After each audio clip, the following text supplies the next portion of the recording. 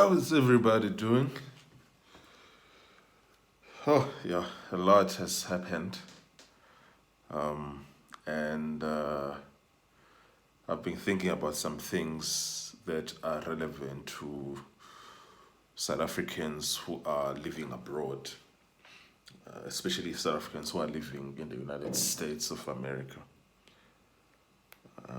in terms of how do they navigate this season of our lives when South Africa is being slandered so much, and you find yourself in a strange land. Perhaps you are in New York City, which is where the majority of South Africans who are in the US are, and the second largest number would be in Los Angeles, and the third largest will be in Chicago, and the fourth largest is in Houston. There is actually a lot of South Africans in Houston, and then there are fewer South Africans in the other cities. And then the question really is that there is so much that is going on, especially if you are a black South African and you are in these places, and African leadership is slandering South Africa, and you have to deal with these falsehoods and misinformation and half truths that are being spread about South Africa. How do you navigate this? It's a question that is relevant to me in particular, in my particular circumstances, but it's also relevant to a lot of my friends. And I wanted to say to you that what you should consider doing is I will consider something that was God said to the children of Israel when they found themselves in exile. And there's a letter that there's a word that came to God, that came from God to the prophet Jeremiah, that he was supposed to give to the children of Israel who were unease in a strange land.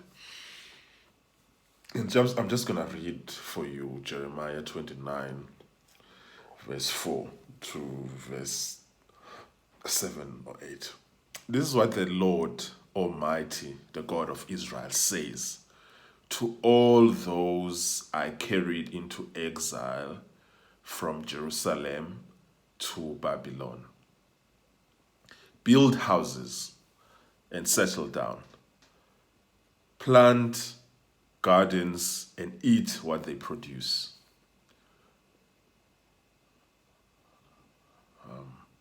Marry and have sons and daughter. Find wives for your sons and give your daughters in marriage so that they too may have sons and daughters. Increase in number there, do not decrease.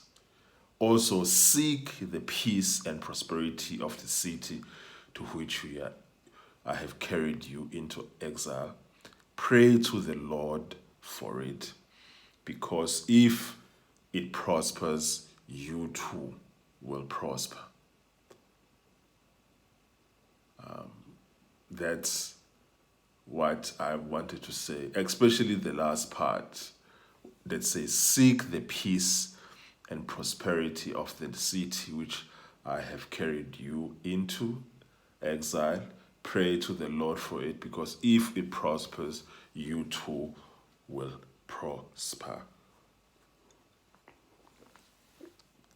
It is very important for me to note these things because there is a temptation among people when they are in a situation like this, and everywhere you go, I mean, if you know Americans like to talk about stuff, and they have these strong opinions even about things that they know nothing about, and it becomes very difficult to try to inform and educate people who are ignorant about something but have very strong views about something that they know nothing about. And it can get to a point where the arguments can get very ugly. And my advice and my counsel to you, my brothers and sisters, is that don't do that. Don't do that. Just don't get into these arguments. Rather, focus on your life. Live your life, plant your roots, be prosperous, be law abiding, be courteous to your neighbor, be involved in your community, serve in the NGOs in your neighborhood, serve in your local church, give to the poor, assist your fellow brother and sister who is in need. Go over and above the call of duty to assist those who are in need. Pray for the leaders in your city. Pray for the mayor of your city.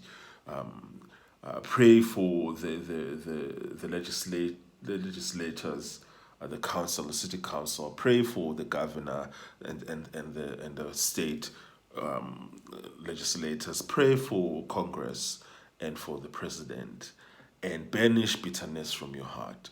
And also remember that you are a guest. You are a guest. And as a guest, behave as such. Remember that you have limited rights and privileges.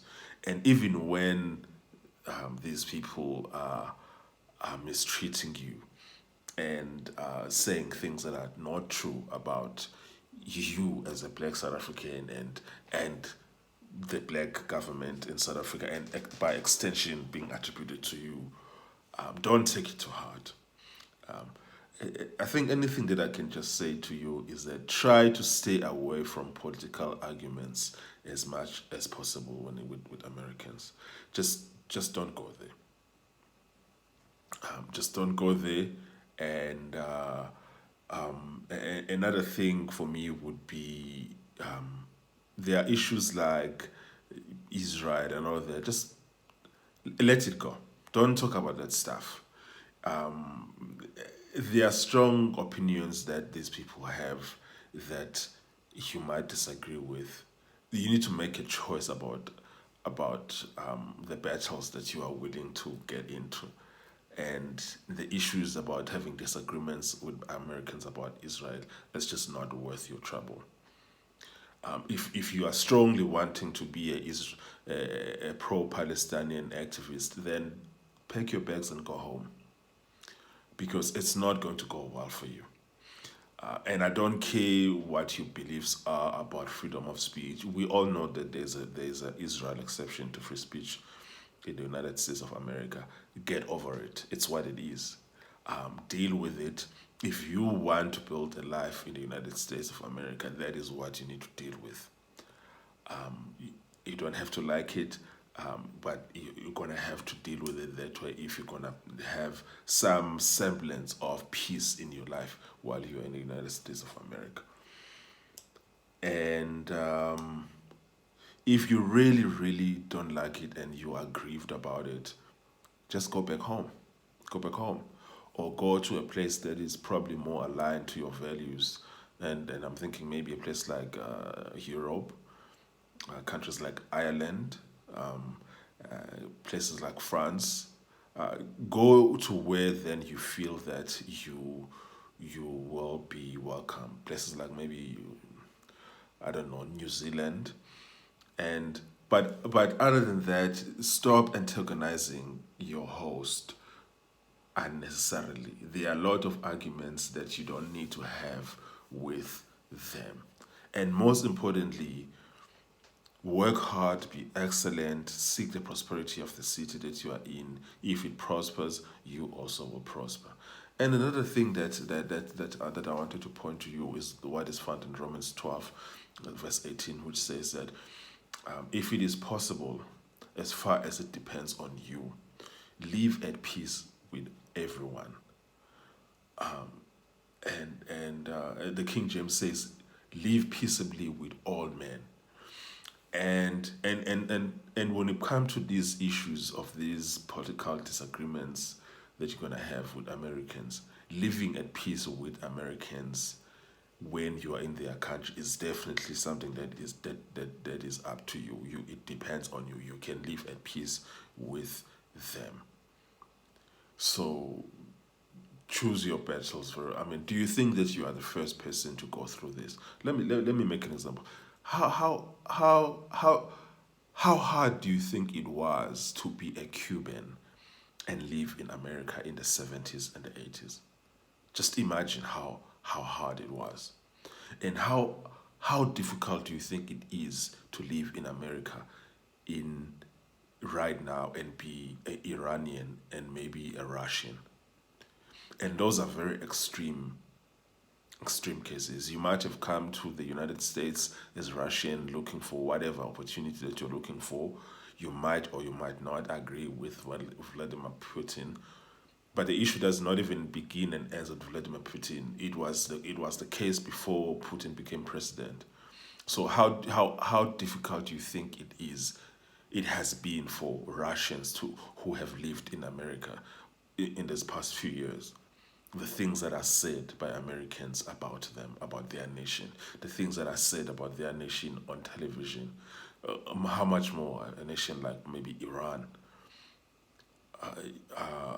and because and all of these people who are saying all of these things have never been to Iran, have no idea about what's going on in Iran, but they have all these opinions about the nature of the Iranian regime, which I'm not going into right now. But I'm just saying that how difficult you think it has been for Iranians who have who've planted their roots in the U.S., living in a country that says all of these things that it says about your home country. So it's not the first time it has happened to anyone, and you are not even getting the worst of it.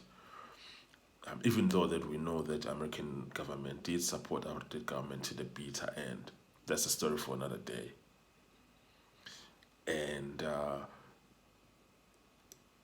if you don't like it, I would suggest that you pick up your bags and you go to a place where you think that the values are more aligned with what you want.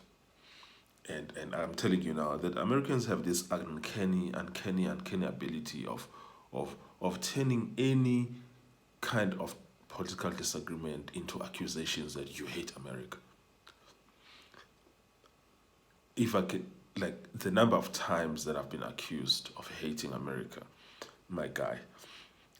If and some of it I admit that I was unwise in some of my approaches, but I must say to you that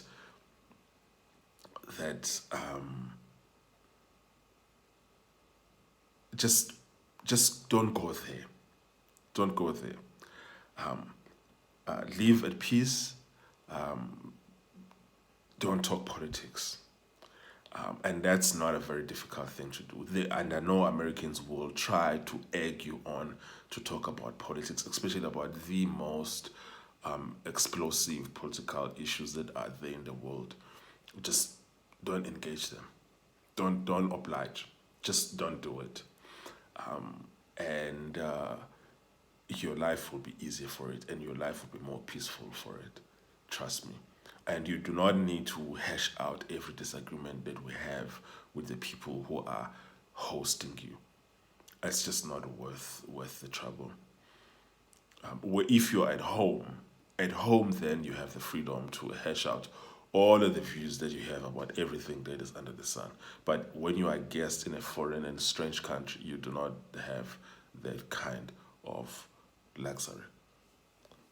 Okay. Cheers, folks. See you on the next one.